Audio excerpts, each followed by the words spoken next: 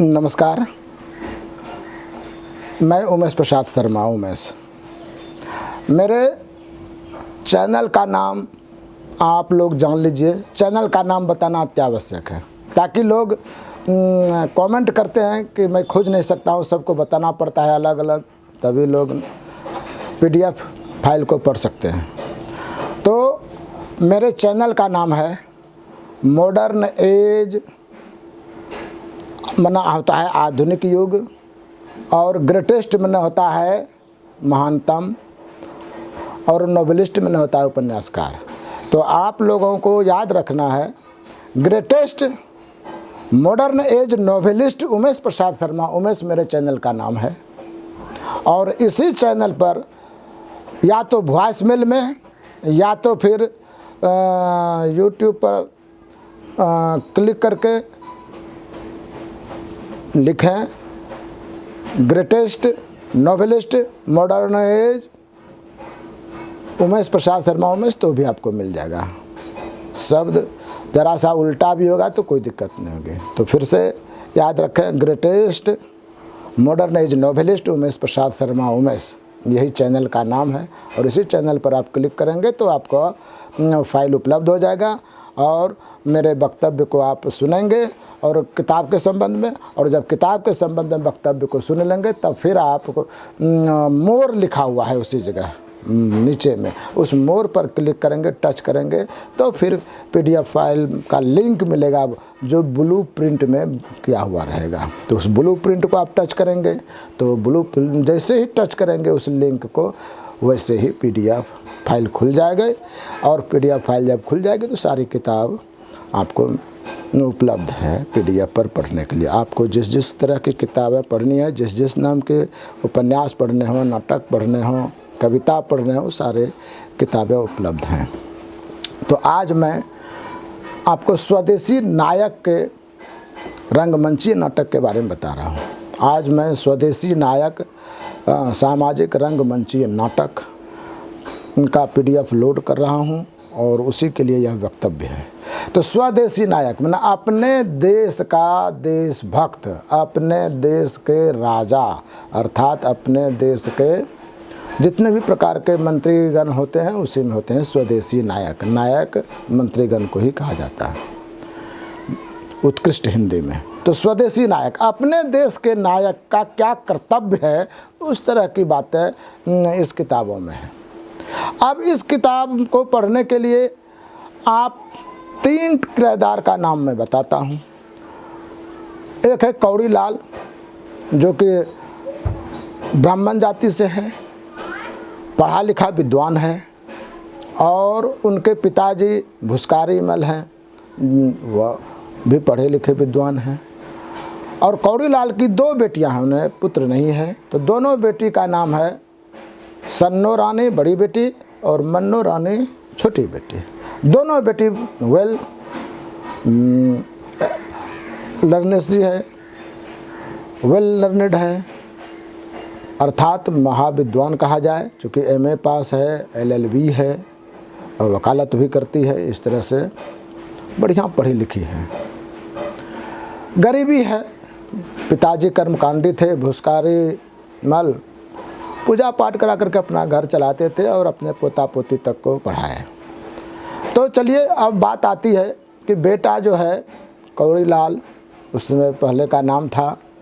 तो कौड़ी लाल जो है उसने पीना खाना, अर्थात दारू पीना, चोरी छिपे भांग खाना सीख लिया और अपने कमाई का सारा पैसा भांग और दारू में ही खर्च कर दिया।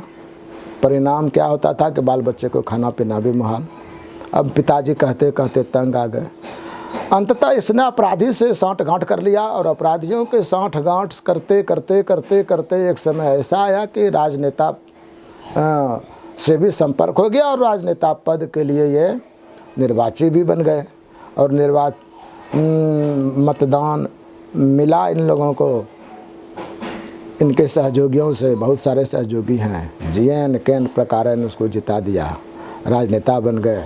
फिर राजनेता बनने के बाद मंत्री पद भी इनको प्राप्त हो गई। यहाँ तक बात आ गई। अब यहाँ तक जब बातें आ गई तो क्या हुआ कि और इनकी आदत सुधरती क्या, और आदत बिगड़ गई। परिवार को देखना सुनना बंद और खाना पीने में मज़ा। चूँकि पहले तो बाप पर था तो पीना खाना शुरू था, अब तो अपनी कमाई है इसलिए अब तो कुछ नहीं। पत्नी कहती है, मारपीट करता है, कुछ नहीं, जो मन होगा चलो घर छोड़ो मेरे साथ चलो। पत्नी जाने के लिए तैयार है, फिर पत्नी को साथ में ले आता है। इस तरह से बातें आगे बढ़ती रहती हैं। उसके सहयोगी जो हैं कौड़ी लाल, जब मंत्री बनते हैं तो उनका नाम हो जाता है टकसाली लाल। तो जब ये पढ़ेंगे तब ना मज़ा आवेगा, तब ना आनंद आवेगा कि हाँ वास्तव में किस तरह से चरित्र बदलता है आदमी का। प्यादे से फर्जी भयो टेढ़ो टेढ़ो जाए। हाँ, तो जब प्यादे जब फर्जी हो जाता है ना तो फिर तो उसकी चाल बदल जाती है। तो देखिए, तो कौड़ी लाल जब टकसाली लाल बन गया तब तो और ही तरह नहीं लगे। जाति बात पर इसने जोर दिया कि ब्राह्मण से बड़ी कोई जाति नहीं है। हाँ, ना वैश्य है, ना शूद्र है, ना क्षत्रिय है, कहीं कुछ नहीं। तो चलिए खैर जो भी हो, जब एक दिन राजनेता बनने के पहले इनके घर में बहुत गरीबी थी, तो इनके पिता के एक दोस्त रविदास जी थे जो कि जजमान थे, पूजा पाठ कराते थे। तो उनको मालूम हो गया कि आज मेरे पुरोहित के यहाँ अर्थात राजनेता के पिताजी भुस्कारी मल के यहाँ बहुत दिक्कतें हो गई, तो चलो भाई कुछ दे आओ। तो जजमान क्या किया कि पूरी सब्जी बना के लेते आया, कुछ पैसे भी लेकर के आया। लेकिन भुस्कारी लाल को जब दिया उसने तो भुस्कारी लाल ने उसको ग्रहण नहीं किया, यहाँ तक कि अपनी पोती को भी ग्रहण नहीं करने दिया, पुतहू को भी ग्रहण नहीं करने दिया। कहा कि नहीं, वो रविदास का छुआ है, जूठा खाना वो छुला गया है, इसलिए छुला हुआ खाना नहीं खाएंगे। इस तरह से जाति बात पर ही लोग चलते रहे। समाज में ये सारी बातें हो गई कि यात्री के ब्राह्मण पूजा कराने के दिन तो खा लेता है, लेकिन जिस दिन पूजा नहीं कराया तो नहीं खाया। देखिए किस तरह की बातें हैं। दक्षिणा लेता है तो नहीं छुआ जाता है, पूजा कराते हैं प्रसाद खाते हैं तो नहीं छुआ जाता है, लेकिन जब भोजन देने के लिए गए तो उसमें कहा कि नहीं, उसका छुआ हुआ है, नहीं खाना है, नहीं खाया गया। इन सारी बातों को देखते हुए उनकी बेटी सन्नो को यह भी देखने को मिला कि मेरे बाबूजी को जो संरक्षक और सुरक्षा गार्ड लोग हैं तो वो लोग दारूबाज हैं, भंग पीते हैं, भंग गटकते हैं, तो वो लोग भी जातिवाद ही करते हैं। तो खैर, तो जब बातें बढ़ गई एक दिन, तो बातें बढ़ गई तो मन्नो से बहस हो गई, सन्नो से भी बहस हो गई। सन्नो मन्नो से बहस होती है तो सन्नो बोल देती है कि अच्छा ये बताइए कि हम लोग जातिवाद को स्थान दे रहे हैं, जातिवाद का स्थान बेकार है, सब आदमी बराबर है। स्वदेशी नायक हमारे देशभक्त होते हैं। देशभक्त को चाहिए कि सब जाति को बराबर दर्जा दें, जो मेरिटोरियस हों, गुणवान हों, उनको वैसा ही काम दें और उनसे वैसा ही काम लिया जाए। जो अनपढ़ है उससे अनपढ़ वाला काम ले।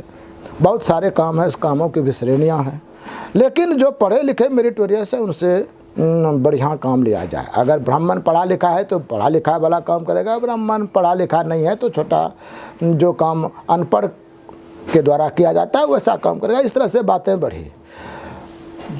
अब आइए यहाँ छोटी सी बात के लिए कि उनके पिता की मृत्यु हो जाती है, अर्थात सन्नो के बाबूजी टकसाली लाल जब मर जाते हैं तो उन्हें तिरंगा झंडा उड़ा करके श्मशान घाट ले जाने लगते हैं। तरह तरह की बातें बोलते हैं कि ब्राह्मण है, इनको आग देने के लिए, इनको तो पुत्र नहीं है तो इनको आग चचेरा भतीजा सबसे दिलवाया जाए। तो सन्नो मन्नो ने कहा कि नहीं, मेरे चचेरे भाई आग नहीं देंगे, हम दोनों बहनें अपने पिता की मुखाग्नि करूंगा। और दोनों बहन पिता की मुखाग्नि करने के लिए तैयार हो जाती है। उसी में से उनके सुरक्षक और बॉडीगार्ड और संरक्षक सब जो हैं, साथी सहयोगी सब, मंत्रीगण और राजनेतागण, तो लोगों के द्वारा बात निकल जाती है कि देखो ब्राह्मण हो, तुम ब्राह्मण की बात सोचो। ब्राह्मण दूसरे को उपदेश देता है। तो चचेरा भाई भी अगर होगा तो पुरुष प्रधान देश है, इसलिए पुरुष के द्वारा तुम लोग भी आग देना, पुरुष के द्वारा भी आग दिया जाना चाहिए। लेकिन सन्नो मन्नो इनकार करे कि नहीं, हम ही दोनों बहन आग देंगे। उसी में से बात बनते बढ़ती बात बहुत बढ़ गई। यहाँ तक आ गई तो सन्नो को कहना पड़ा कि हमको ये बताइए, श्मशान घाट ब्राह्मणों के लिए है क्या? गंगा ब्राह्मणों के लिए है, वैश्यों के लिए है अलग, शूद्र के लिए अलग है?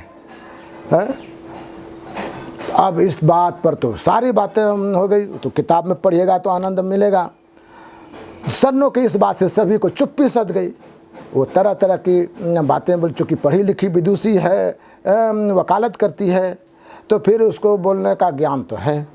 तो इसीलिए इस किताब में मैंने इस तरह की बातों को लाया है कि हमारे स्वदेशी नायक को चाहिए कि जातिवाद का अंत कर दे।